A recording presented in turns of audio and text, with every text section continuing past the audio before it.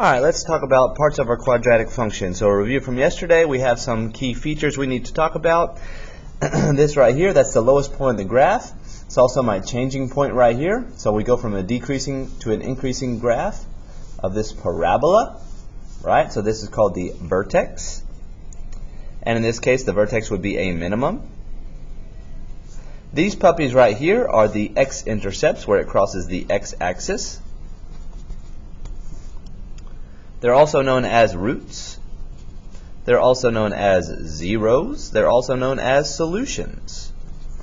You can hear all those words for those x-intercepts. This, like I said earlier, is a parabola. That's the fancy word for the U shape for a quadratic. And then this thing right here, that little dotted line, it goes through the vertex, okay, and it's called the axis of symmetry. Right, and that divides it into two congruent halves. It lays on top of itself over the axis of symmetry. Again, the axis of symmetry always goes through the vertex. So I'm going to put in parentheses, goes through vertex.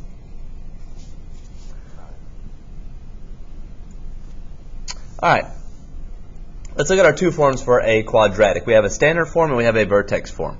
Alright, so standard form, we have ax squared plus bx plus c. We did this with trinomials, right, when we were factoring. Okay, a is the coefficient in front of the x squared term, so in this case a is 2, b is 5, and c is negative 3. That's going to be very important when we start trying to find our axis of symmetry. Okay, we have also vertex form, which is in this form, a parentheses x minus h squared plus k. Now this minus h is very important. That is going to be the x value of your vertex, and then k is going to be the y value of your vertex. Now notice that it's x minus h. That's going to be very important when we start talking about transformations to our quadratic functions. Alright, so let's look at our parent functions for a linear versus a quadratic. A linear function, for the parent function, every parent function goes through the origin. Alright, but a linear function has a slope of 1, so we would go up 1 over 1, and my linear function would look like this, right? It's a line. The parent function is a linear function. It's an increasing function. It's a line right there. The quadratic function, again, every parent function goes through the origin. But a quadratic function, like we discussed earlier, is a parabola or a U shape. So a parent function looks like that. So the difference being this squared, right? I take my x value and plug it in and I square it. My y values are going to increase a whole lot faster than a linear function because we would square it. So let's say we plugged in 2, right, for my x value, we would have y is equal to 2, right? 2 for x, well, obviously y equals x, so 2 for y. But in this case, we plugged in 2, we would have 2 squared, so my y value is 4, so we have the point 24. So my y values are going to increase a whole lot faster for a quadratic. That's why we get a U shape as opposed to a line. All right, flip your page.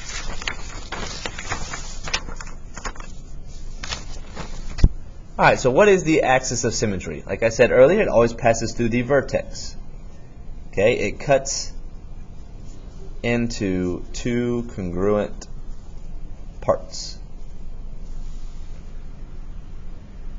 The formula for the axis of symmetry is x equals negative b over 2a. X equals negative b over 2a. Now, like I said earlier, that's where am I getting the b and the a from? The b and the a are coming from my standard form. The b and the a are coming from my standard form. That's why it's so important that we talk about what standard form is. Alright, the vertex. The vertex is either the highest or the lowest point of the graph, right? The y value of the vertex is determined by plugging in the axis of symmetry value for x. Now, with that being said, okay, the y value of the vertex, okay, is very, very dependent, or your range, I should say, is very dependent on the y value of your vertex. Your range will either go from negative infinity to your vertex, or from your vertex to positive infinity. So your vertex will be included in your range for a quadratic. Let's hop back up here. It says graph a quadratic with x equals 4 as the axis of symmetry. Right, so if I go over to x equals 4, This is my axis of symmetry. Now we know that the axis of symmetry goes through the vertex. Okay, we know the axis of symmetry goes through the vertex, so my quadratic would look like this. Now, how do we know if the parabola opens up or down? We discussed this yesterday. The a value, which is the coefficient in front of my x squared, determines whether the parabola opens up or down. When the a value opens up, or when the parabola opens up, the a value is positive. So if my parabola is opening up like a smiley face, this vertex would be a minimum. So the way I always remember it, a positive, if you are a positive person, you are smiling, right? So your graph should smile. Your mouth or your parabola should smile. Whereas if you're a very negative person, if you're upset and mean, your graph should be like a frown. That would be a maximum, because that's the highest point on that graph. Alright, so let's look at some examples. Right? Example number 1. Okay, we're going to graph this puppy. It's in standard form. So we need to identify what A, B, and C are. A is 1, B is 10, C is 15. Now, why is that important? A is 1, meaning that's a positive graph, so the parabola opens upward. Right? Positive A value, the parabola opens upward. So we need to use these A, B, and C terms to find two things, the vertex and the axis of symmetry. Let's start with our axis of symmetry. Again, the formula is x equals negative b over 2a. What's a and what's b? We just figured that out. We know that a is 1. We know that b is 10. So we're going to plug that in. So x equals negative b, so negative 10, over 2 times 1. Well, on the top we've got negative 10. On the bottom we've got 2. Negative 10 divided by 2 is 5. So x equals negative 5. So we know right now the axis of symmetry, if we go over 1, 2, 3, 4, 5, is on this line right here. So we just figured out where the vertex is. Right? We figured out what the x value of your vertex is, because the vertex, the axis of symmetry goes through the vertex. So we know the vertex has an x value of negative 5. Now, how do I find the y value? Well, we have the function, so we say y equals x squared plus 10x plus 15, but we know what x is, right? X is negative 5, so we're going to take this negative 5 and plug it in for your x's. So y equals negative 5 squared plus 10 times negative 5 plus 15. Now this is very, very important. The negative 5 is squared. So it's negative 5 times negative 5. That gives you a positive 25. Be careful when you're putting that in your calculator. Right here you've got 10 times negative 5. That's a negative 50. And then you've got plus 15 at the end.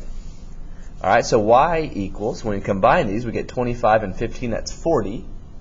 And we have a negative 50. So that gives me a negative 10. So we just figured out the y value of your vertex is at negative 10. So your vertex is at negative 5, negative 10. We know it's a positive parabola. Okay, so it looks like this.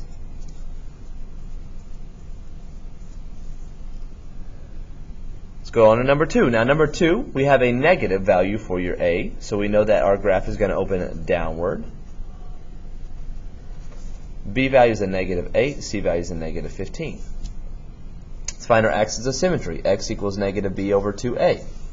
So let's plug in b. So we have x equals negative, and then my b value is negative 8. So negative 8, that's weird. It's going to turn into a positive. Over 2 times a, which is negative 2. So on the top we have a negative 8, so positive 8. On the bottom we have 2 times negative 2, it's a negative 4. So my axis of symmetry is x equals negative 2.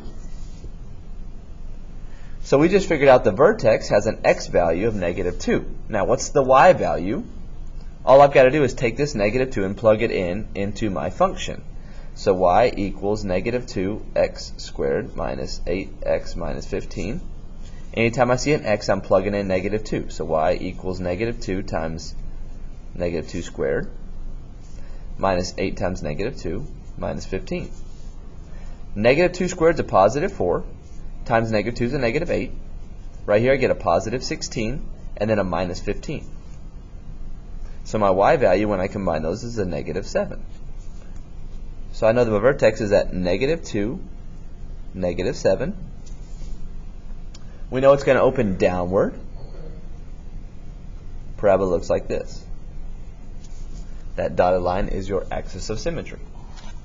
What if there is no b value? So moving on to the bottom part. What if there's no v value? Your axis of symmetry is always x equals 0. Wow, that's easy. All right, so it says determine the axis of symmetry for the following quadratic function and determine the vertex. A is 1. In this case, b is 0. C is -5. Well, when you find the axis of symmetry, it's x equals -b over 2a. Well, if b is 0, it doesn't matter what I divide by.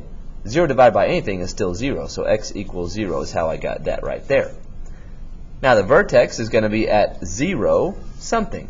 Well, 0 squared minus 5 is -5. So the vertex is at 0, -5.